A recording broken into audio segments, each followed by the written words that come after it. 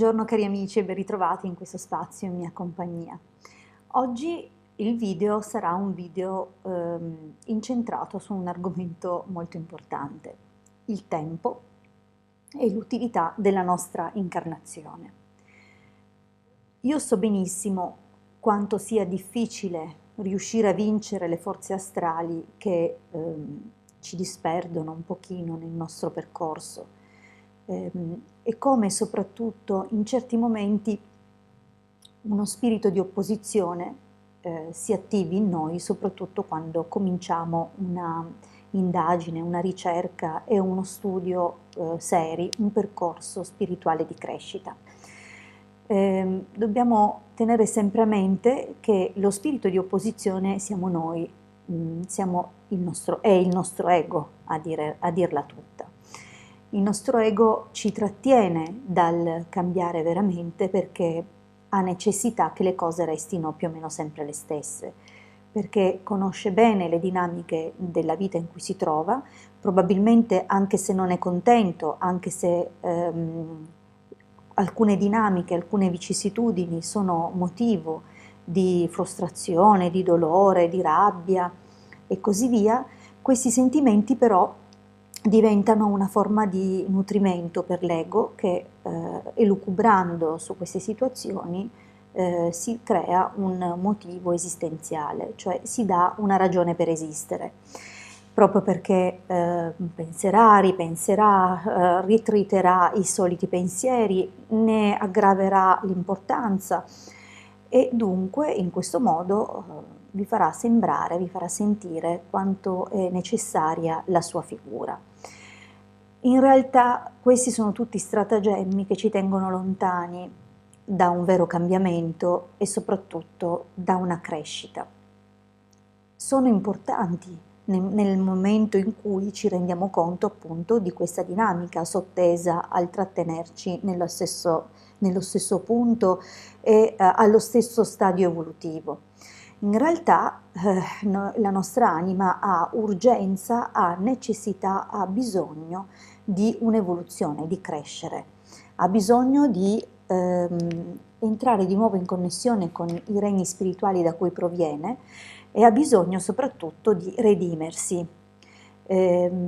Infatti, appunto, le nostre varie incarnazioni sono il frutto di un karma, ma anche l'occasione, l'opportunità per fare quel salto in più, quel passaggio, quella crescita che sono necessari appunto a ritornare, diciamo così, a stati vibratori più elevati, a ricongiungerci, a sentire e percepire la connessione con l'uno, con l'assoluto. Dunque dobbiamo studiare, dobbiamo darci da fare, dobbiamo praticare. Noterete appunto, come ho detto all'inizio, che quanto più cercheremo di impegnarci in questo percorso, tanto più si manifesteranno delle resistenze. Ho detto che è l'ego, ma è importante anche che sappiate che l'ego è il frutto, oltre che di sovrastrutture, di programmi appunto che servono a mantenere l'individualità del soggetto e ad alimentare un individualismo, sono anche appunto programmi che ci provengono dagli influssi astrali, perché essi agiscono attraverso l'ego e ci coordinano e ci dirigono esattamente dove vogliono. È chiaro che al di sopra di questi influssi astrali c'è sempre l'uno, c'è sempre un disegno che è quello della Keter, e che è anche vero che sia che noi agiamo sia che non agiamo, un determinato percorso è stato prescritto e prestabilito. Ma questo non deve essere la scusa per non compiere invece il lavoro, perché ripeto che le strade sono sempre soltanto due.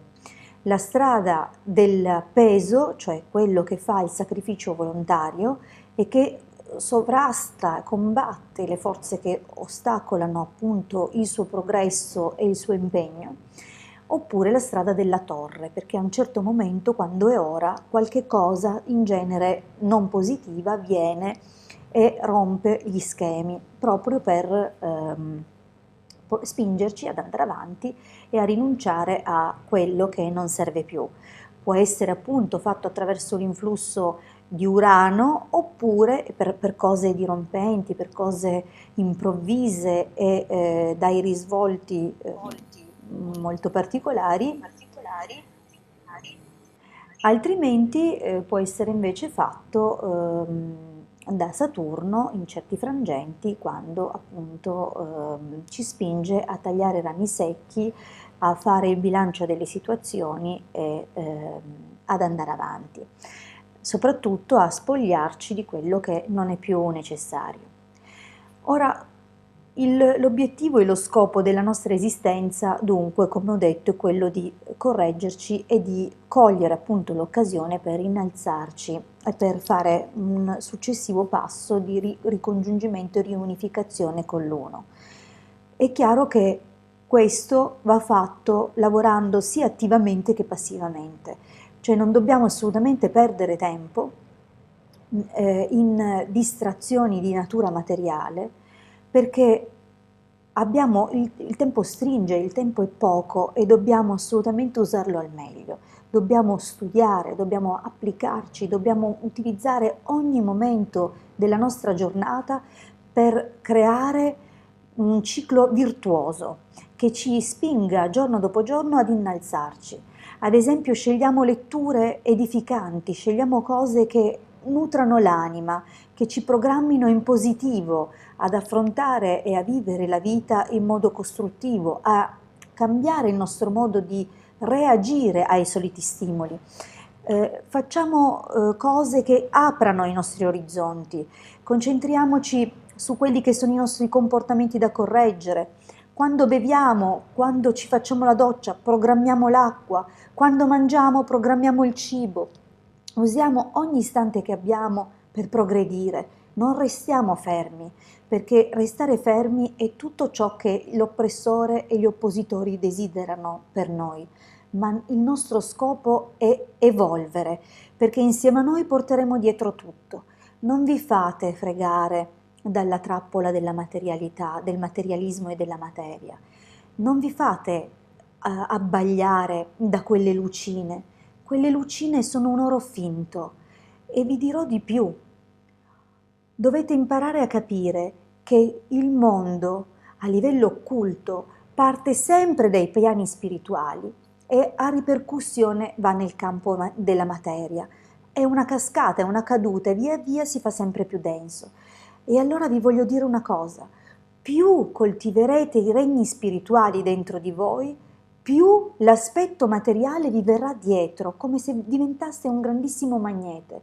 Ma se non correggete in voi tutto quello che vi impedisce di provare una connessione autentica col vostro vero sé, allora sarà solo un continuo lottare per cose materiali, che oggi ci saranno, domani non è detto. Ma quando voi correggete l'aspetto interiore, quando voi correggete la vostra vera, autentica connessione e la vostra essenza, la spoglierete di tutti questi strati, di tutte queste costruzioni dell'ego, ecco che voi diventerete questo magnete. Non fatelo con lo scopo di diventare un magnete, fatelo perché la vostra anima ve lo comanda, fatelo perché è il vostro scopo in questa vita, fatelo perché nel momento in cui siete così elevati da accettare di buon grado qualsiasi cosa e viverla come un momento di arricchimento, ecco che diverrete sicuramente più padroni della vostra esistenza. Imparerete che ogni occasione, anche le più difficili, sono lì per aiutarvi. Sono lì per aiutarvi a diventare quello che siete destinati ad essere. Dunque studiate, applicatevi, non perdete tempo. Il tempo scorre e lo rimpiangerete e tutto il tempo che voi avete a disposizione non tornerà. Dunque, se lo sprecate, non tornerà. Dunque dovete farne tesoro, dovete metterlo a frutto perché è l'unica verissima, autentica risorsa che avete, il tempo e la volontà. E nel momento in cui metterete in azione la volontà, ricordiamoci che è collegata all'elemento fuoco, nel momento in cui la metterete in azione, creerete quel ciclo che è utile appunto a superare questo spirito d'opposizione. Ricordatevi, lo spirito d'opposizione siete voi. Non lo dimenticate mai. Tenetelo sempre a mente. C'è una parte di voi che siete voi, ma che non siete nemmeno solo voi, cioè siete voi condizionati da delle forze esterne, siete voi non nella vostra essenza più autentica.